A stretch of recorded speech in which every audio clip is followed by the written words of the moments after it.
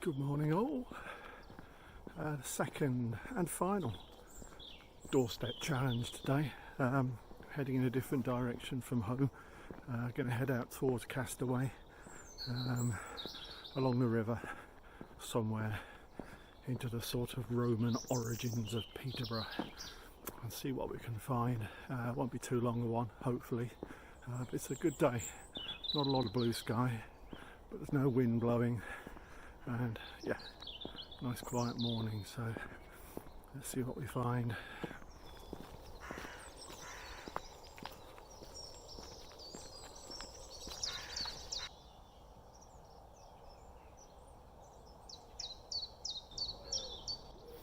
As local residents of Wistow will know, that's Lynchwood Farm behind us, or Lynch Farm as it's often known now.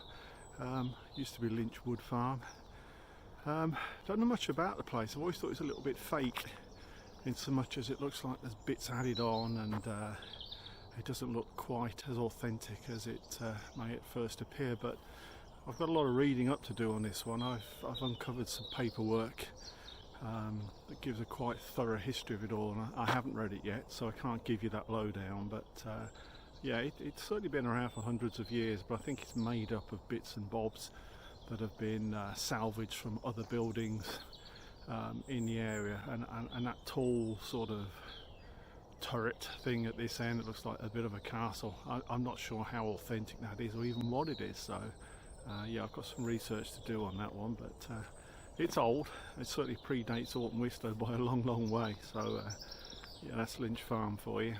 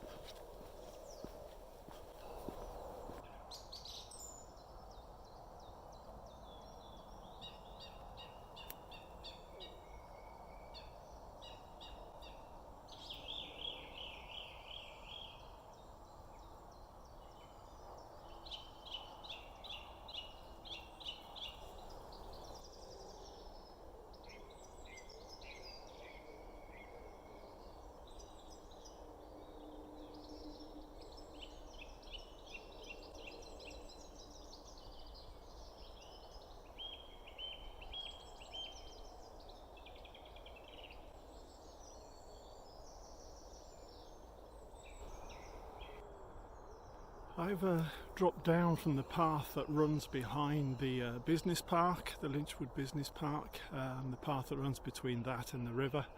A lot of people walk along or cycle along the high sort of shingle path at the top, but if you drop down the bank carefully where there are footpaths, you can get down to the riverside. And the path I'm following at the moment was an extremely popular route back in Edwardian days and Victorian days for Peterboreans. There were two places really that they used to head off to for recreation. One was Thorpe Hall or Thorpe Park, and the other one was Alwalton Lynch, which is kind of where we are now. Lynch it is derived from the old English word lynch with an I, not with a Y, which means a terrace really, and it was a footpath that ran along the side of the river as a little terrace, and that's what we're sort of following at the moment. Now, I'm not 100% sure we can follow it all the way to Alwalton, but I'm going to have a try, see if I can do that and get through to the locks without having to climb back up and go through the village. I'm pretty sure you can't do it, but others have suggested you can, but you certainly used to be able to do it.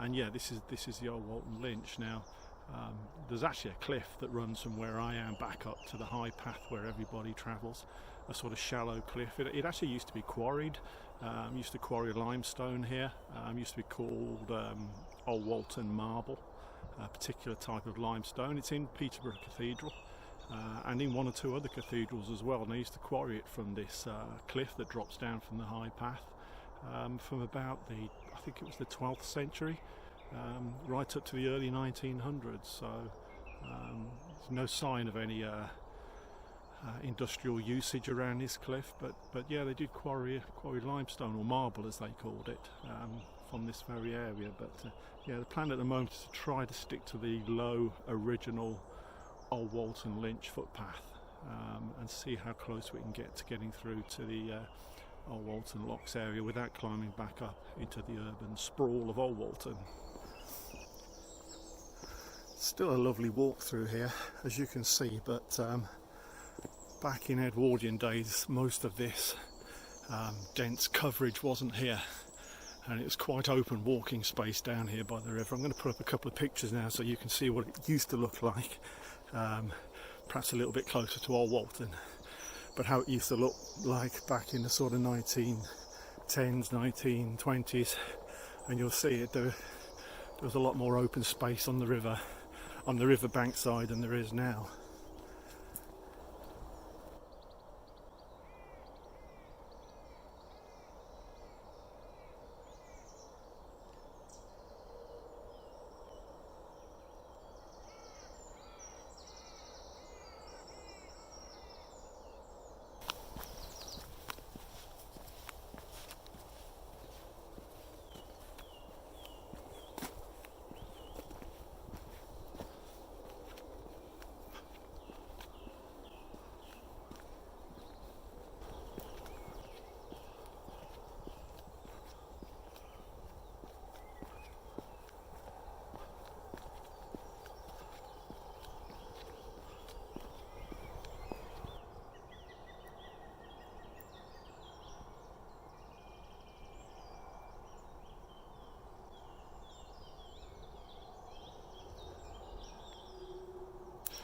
Well, I've travelled down pretty close to Alwalton.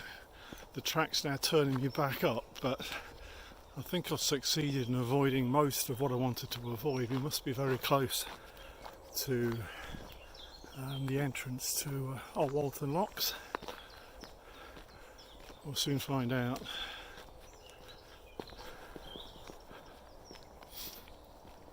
Yeah, that didn't quite work to plan, not quite. Had to walk all the way back up to the church in readiness to walk back down again. Never mind.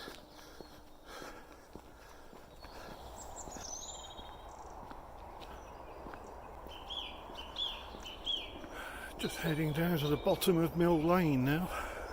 Not quite sure we can go much further by the looks of what's ahead. That looks okay, I think.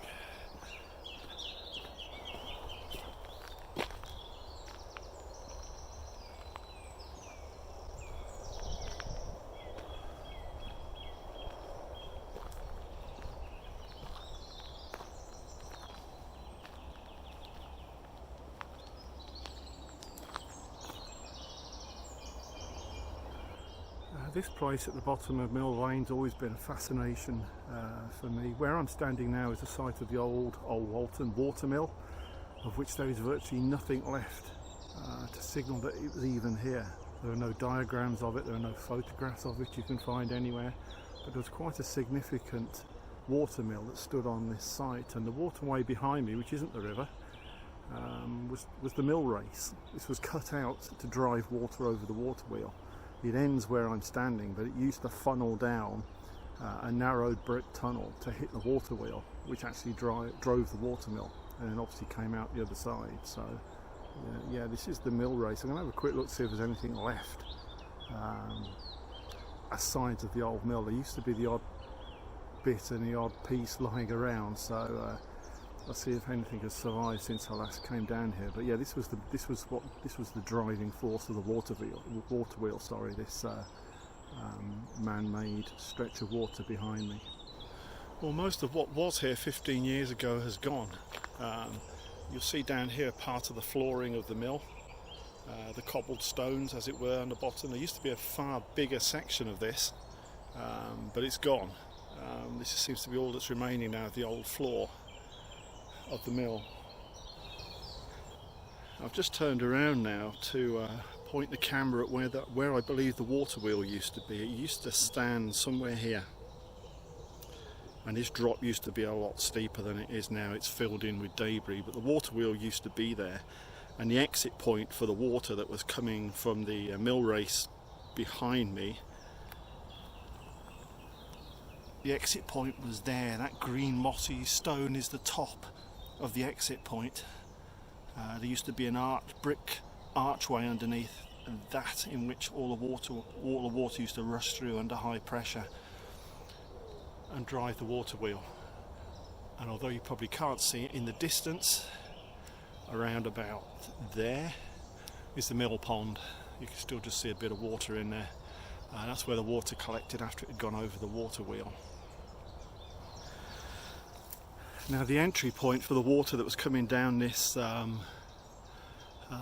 this man-made flow of water, the mill race, used to be right in the centre of this picture here. There used to be a brick archway there. It's gone. It's been buried completely now. I'm going to put a photo up in a minute that I only took about 6 or 7 years ago that still showed the top of it before it vanished. But that's where it would have run and come out the other side to the point I just showed you where the water wheel was. It's all slowly vanishing. When the watermill closed late in the 1800s, this stretch of water, the mill race, became very popular with boaters. There used to be wooden pontoons, whatever they might call them, at the side here. You can still see the remains of some of them down here, where you could catch rowing boats and row up and down this river, or this piece of waterway to the river. So it's extremely popular in both Victorian and Edwardian days, with people walking out of a city to go boating here. There's remains everywhere of the wooden standings where the boats used to be. Long since gone.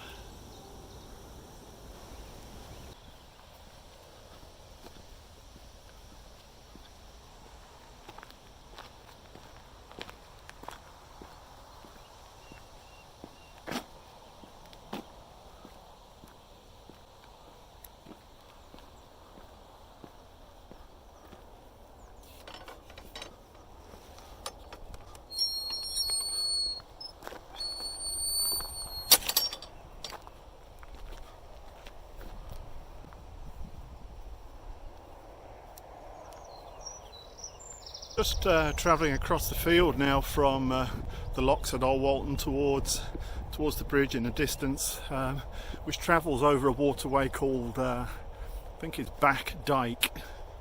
And Back Dyke is actually the outward flow of the water that came from Castor Watermill, which is literally just across the field from the Alwalton Watermill. We'll see Castor Watermill in a moment, but yeah, this waterway is the exit point for the water that's run through the mill at Castor.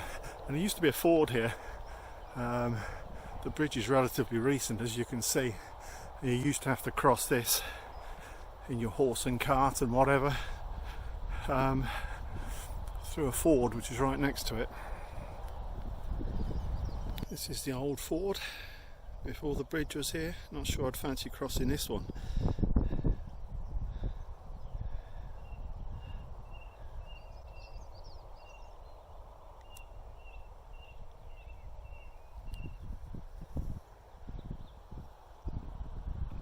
I think we'll stick to the bridge today. Okay, there you have it, the mills of Castor. The Castor Watermill's in the distance, right at the top of this waterway. That's the watermill, and on the right, slightly right of centre, you have the old traditional corn mill, windmill, whatever used to be known as Backdyke Mill, Castor Tower Mill, Castor Corn Mill, call it what you will. And I think that was dismantled quite early in the 1900s because basically it was sitting next to a much more powerful watermill. Probably took all of its business. But both of them are listed buildings, or listed stump and a listed building. And although Castor Mill's been modified a lot in recent years, as I say, it is still listed and it's still a fantastic building.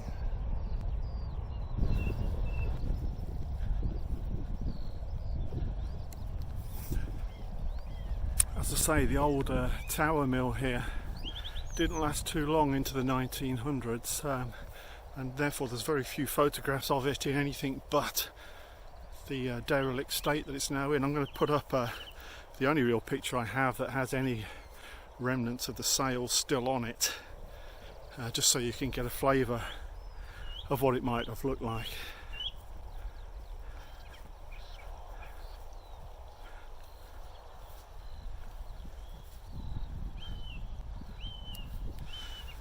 But not surprisingly, those sails were deemed to be quite dangerous to leave on the mill in the state they were in, and so they were taken down, and it's lived most of its last 100 years looking exactly as you see it there, a stump. But I think it's a preserved listed stump, and rightly so.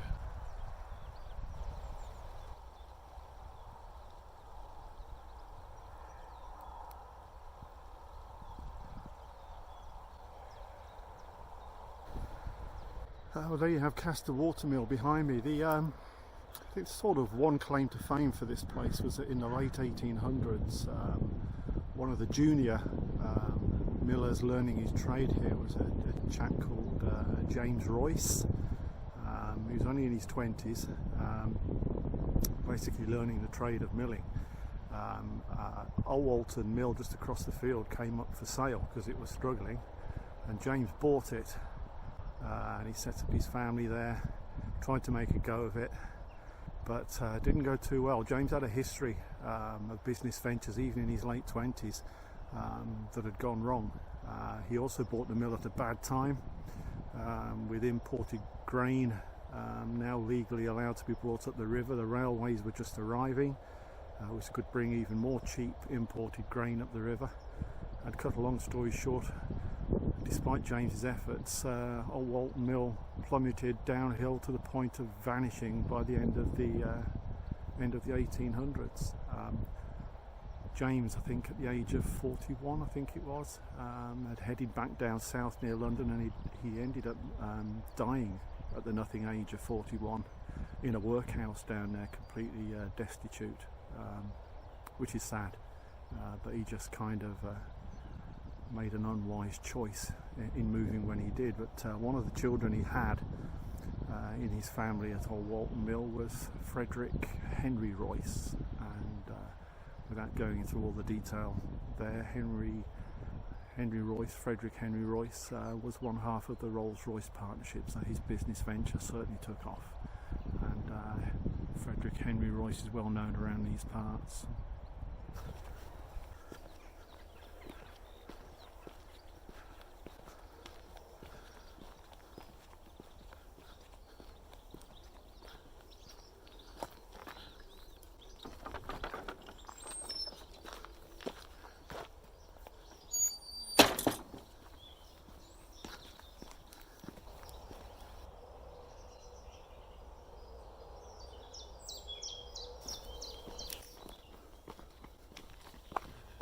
Yeah.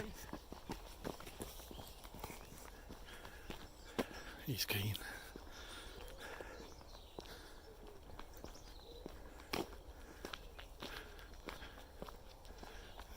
Footpath.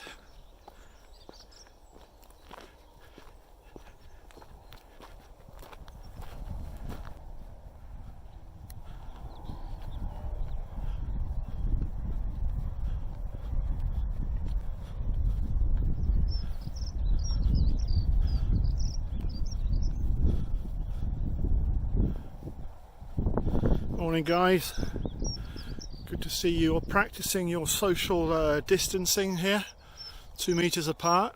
Stick with it. Just about 2 meters. I'll let you off. Yep, good job.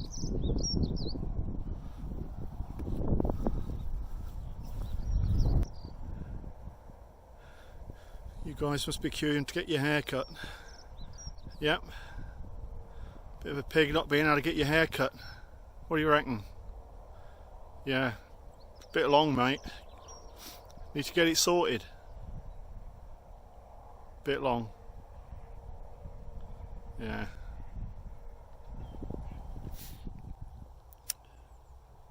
Slight problem. I need to get from here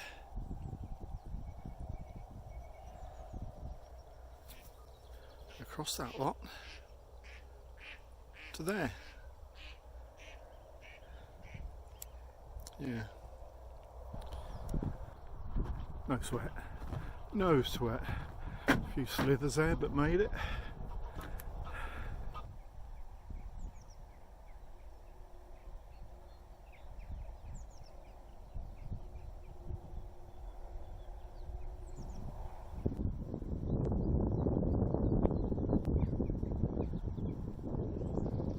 This little waterway here, as I'm sure you all noticed, is an abandoned meander, as we spoke about on the last walk. Can't really tell from here. If you look at this on a map from overhead, yeah, it's just a cut of the old river that is no longer connected to the river. The river's about 50 yards now behind this one, and has found a new course naturally and cut this one off. So it's really a lake now. It does still join the river on the other end, just fractionally, but I don't know, give it another 50 years and it will be a completely abandoned meander. Just thought I'd mention that. I spoke earlier about the origins of Peterborough and the Romans. The stretch of land across the river here, as far as the A1, which is just in the distance, you can probably hear it if you can't see vehicles moving on it. That used to be the Roman town of, and I'll pronounce this wrong, but Durobrivae. It's spelt something like that. And it was the first settlement in or around Peterborough. Some historians say it's where Peterborough was born.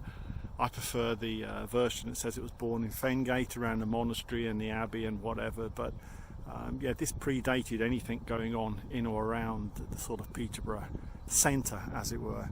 And yeah, this was a fairly hefty Roman settlement. And as we go a bit further on the walk, we'll be walking into the sort of Roman industrial park around here, which is where they made pottery. And they made a lot of pottery, and if we're lucky, we may be able to find a piece and bring it home with us. That's kind of my target today. But yeah, the town used to be across there. By my reckoning, and based on my slightly limited map reading skills, but I think I've got it right, I am standing at the moment on the course of the old Roman road, Ermine Street, which was, I think it was London to York, York to London. Like all Roman roads, dead straight, and it used to cross the river here, pretty much where I'm pointing the camera. I'm not 100% sure. I've read references to it being a ford that they crossed, but I've read more recent references that it was actually a wooden bridge, and they found evidence of wooden supports in the river still. So it's probably both. Ford probably predated the bridge, but it would travel pretty much on this line, straight through the centre of this shot. Beyond here it would go straight through the Roman town of Durobrivae, just like Bridge Street carves through Peterborough. Dead straight, back out the other side of that, and it would join the course of the A1 just sort of south of Waternewton, and it would follow the course of the A1 for some way.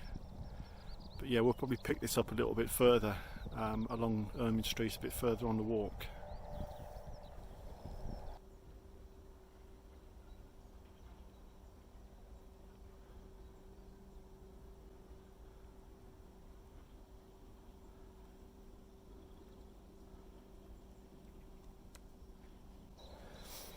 The area in front of us, well, just over To the right of it was the site of the old Castor railway station, just on the opposite side of the tracks.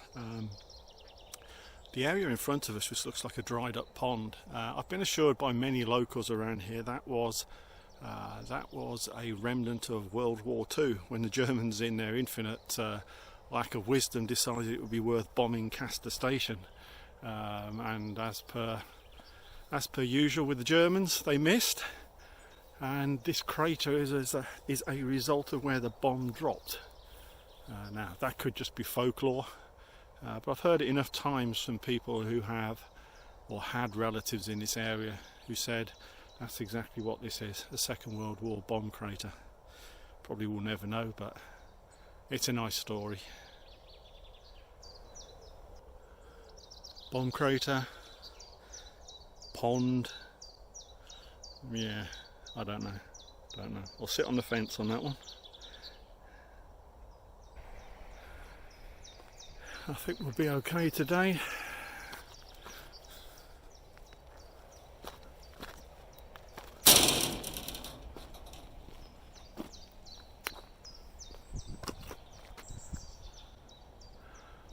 Yeah, I think Castor Station platform used to sit on this grassy piece here, running along there. And I think there's a car park just behind this barbed wire. Station car park, from what I know.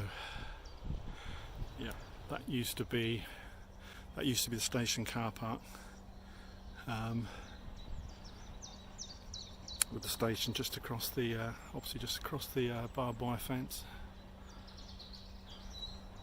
Right, we've just sort of stepped onto Station Road coming down from Castor and immediately turned off back along the railway line on the other side from the river, basically. And the fields behind us are known as Norman Gate Field, and it's the industrial park of the sort of Roman settlement in this area. And the industrial park was basically all based around pottery, Castorware, Roman pottery. And if you're, well, it depends on the time of year you look really, but if you have something like Google Earth, but even Google Maps will do if you switch it to aerial and look down on this field, you can see marks on the ground, geometric marks, circles, squares, rectangles, lines. What they represent is the remaining stonework that is under the ground. You can't see it from down here obviously, but from above you can just make it out. And it just shows that underneath the surface, you know, the remains of a lot of pottery kilns especially still exist in this area. And I don't know how successful we'll be. It looks like it's pretty much grassed over, but often you can walk through here and you can find pieces of pottery just lying around on the floor. I'm not sure we'll be that lucky today, but I'm going to have a look as we go. But yeah, this is Norman Gate Field, and is, as I say, it's the Roman industrial park next to the town of Durobrivae.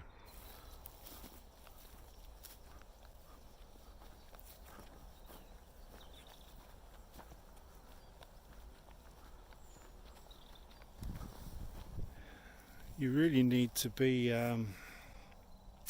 here after he's ploughed. The farmer's ploughed the field and turned it over, because that's when you can sometimes come across pieces of Roman pottery. It's quite hard work at the moment because, as you can see, it's mostly covered with grass.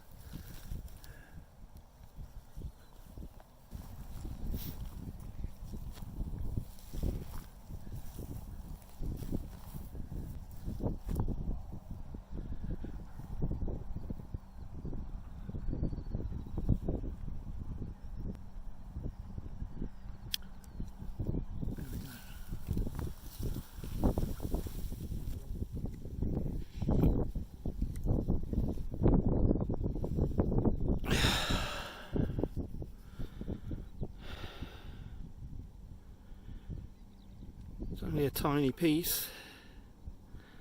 That's classic Castorware grey Roman pottery.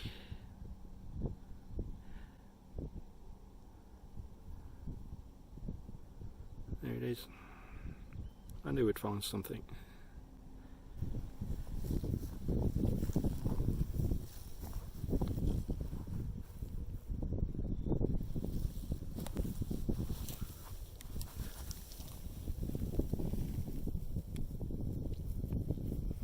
It's quite a large piece.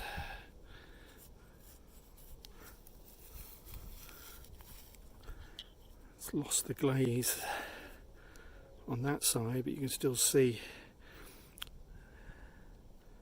the trademark grey on the other side. Don't know what it was. Looks like it was some pretty large receptacle. Yeah, it's unusual. It's got glaze on the inside, but it's worn off on the outside. But another piece of Castor Roman pottery. I'll leave that one for someone else to find.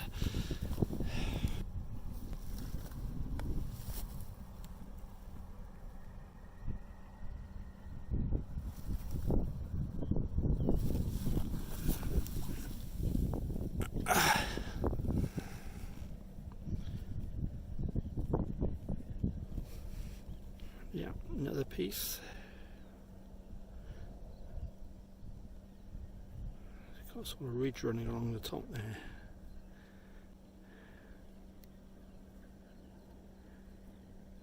Yeah, typical Castor grey. That's about, what, 1100, 1200 years old. And these little shards keep coming to the surface. There'll be bucket loads of them under the soil. Every time the field is ploughed, it brings more up to the surface. It's a fascinating sight.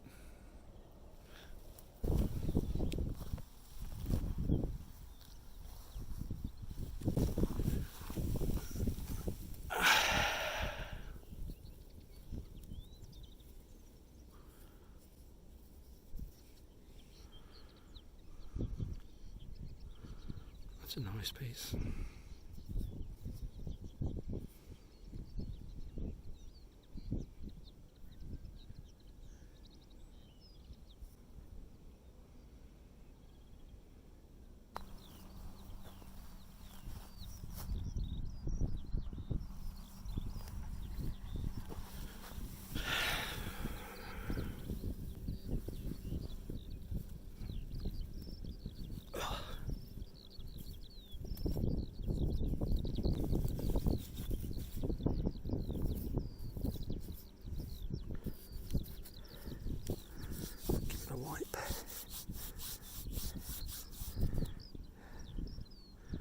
There you go.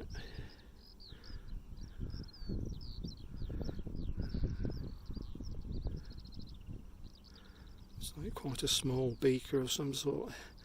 Again, classic Castor grey.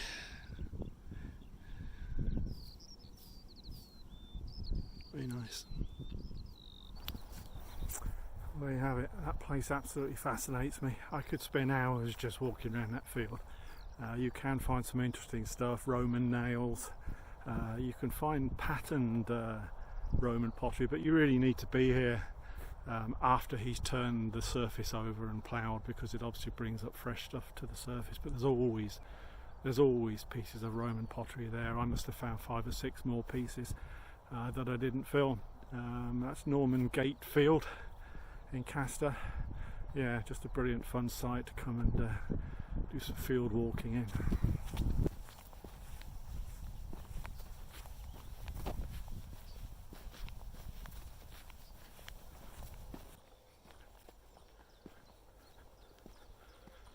Just walking along the edge of Splash Dyke to my left here. Don't know much about Splash Dyke. I do know a little bit about what's behind it.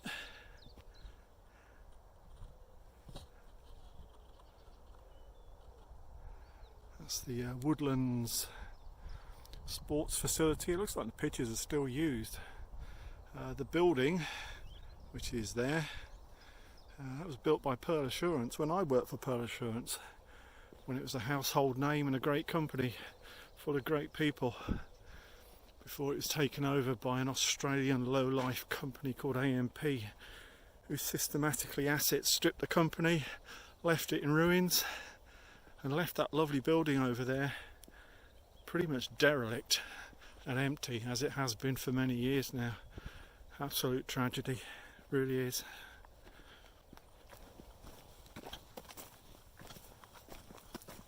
Hi, you got the easier route.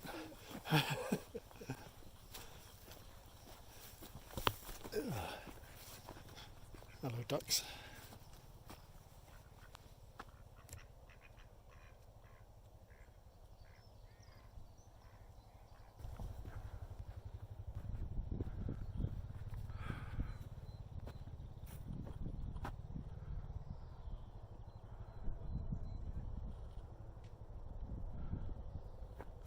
Not sure you can see those nursery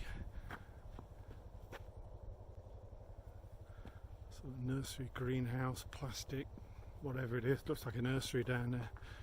There must have been about 7 or 8 people in a group chatting away.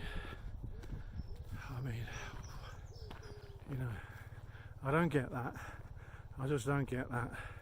Do they not watch TV? Do they not read anything? I mean, there must have been 7 or 8 of them standing in a 20-foot circle, just buddied up next to each other. You know, I can't say what I really want to say, but complete madness.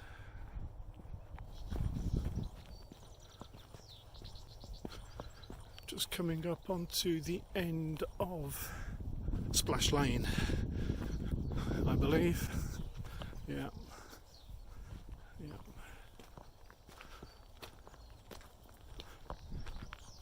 I'll walk into Castor now and then back out again. There's no other way I can cut across these fields, which I prefer to do.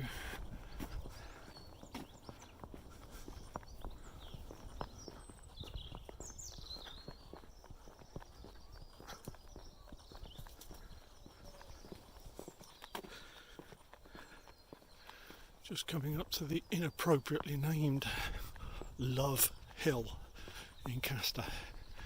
You can't love this hill. This building just sticking out in front of us now in the centre used to be a pub. I think it was called the Dragon many moons ago. See this picture coming up? Yeah, I think it's still called Dragon House or something, if I remember rightly. Have a quick peep as I go past. Yeah.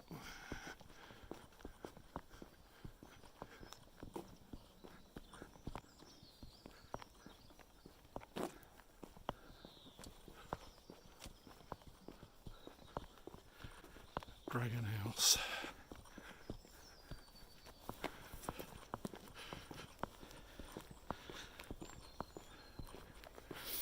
Nearly there. Going to turn off down Mill Lane, which will lead down to Castor Mill, which is where we were some time back.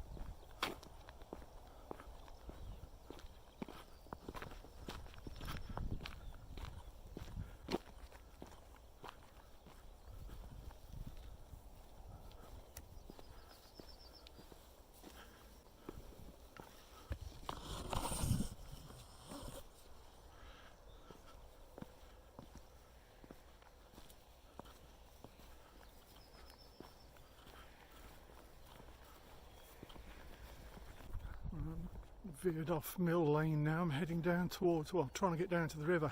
We're on a route called Landy Green Way. Landy, L-A-N-D-Y.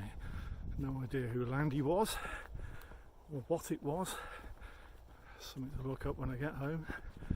Before goes to plan, We should hit the Nene shortly, otherwise I'm stuffed.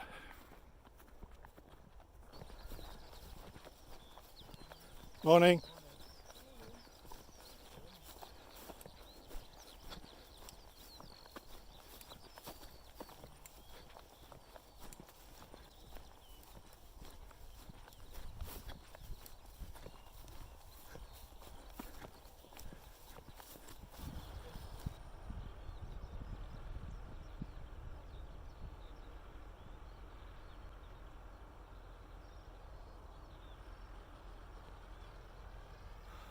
That don't look right.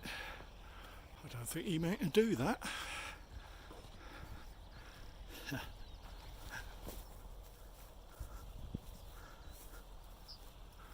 This looks like a river.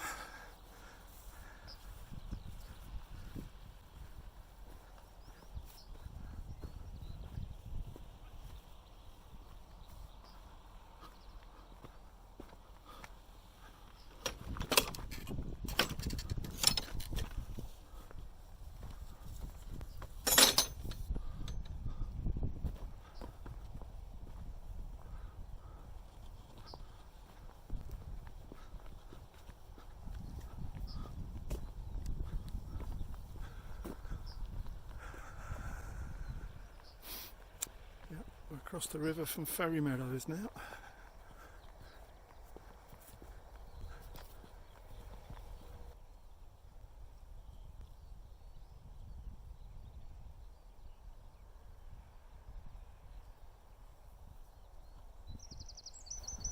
It's a lovely, well-managed waterway now, the Nene. I meant to mention earlier on, seeing all those mills around Alwalton, and Castor. One of the downsides of having so many watermills on this stretch of the Nene is that it slowed the flow of the river down as the mill owners took the water away and processed it through their mill. And as the river slowed down, it silted up. It got really, really shallow. Just a total mess, really. I mean, back in the 1920s, you used to be able to walk across the Nene at Alton Staunch. Locals did, that's how they crossed the river. It was that shallow, it hardly moved. It was really only in the late 1930s that they really started to take care of the waterway and to manage the flow. And obviously the mills were no longer around, so that gave us what we've got today. But really, this river, you see old photographs of the river pre-1930, and I mean, it was a mess, really. It was virtually stagnant. It was hardly moving. Boats could barely, I think boats could reach up to Alwalton, and that was it. You couldn't go beyond Alwalton, it was too shallow. And I think you would struggle to get to Alwalton as well. But yeah, it's a very well managed river now, looks good. It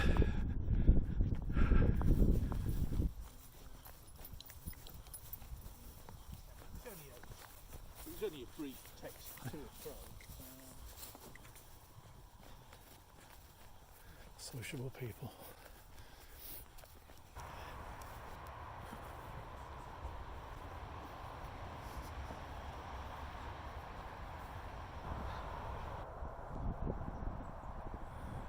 Milton Ferry Bridge. Now, there used to be a ferry here.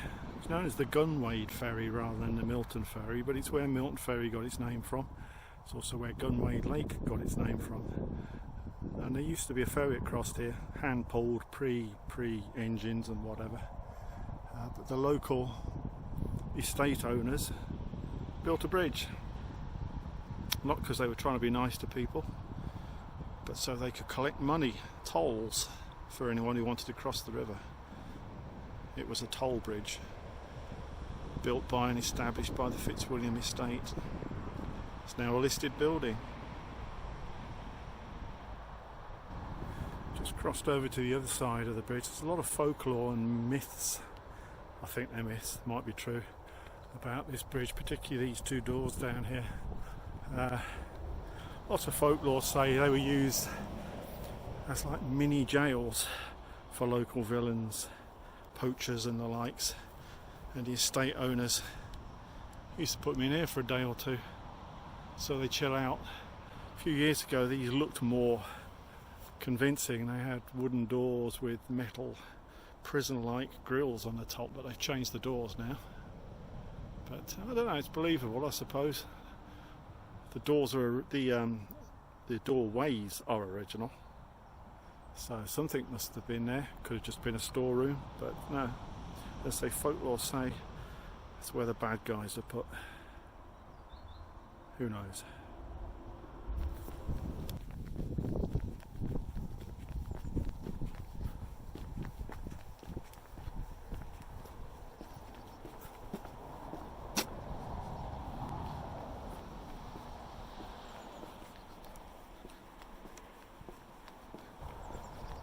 Right, we're back in Ferry Meadows now.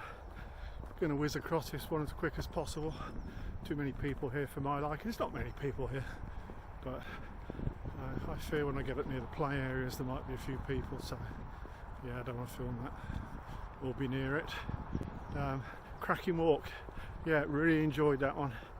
I really enjoyed it. I think a lot more to it than I expected. Recent history, local history, distant history, Roman history.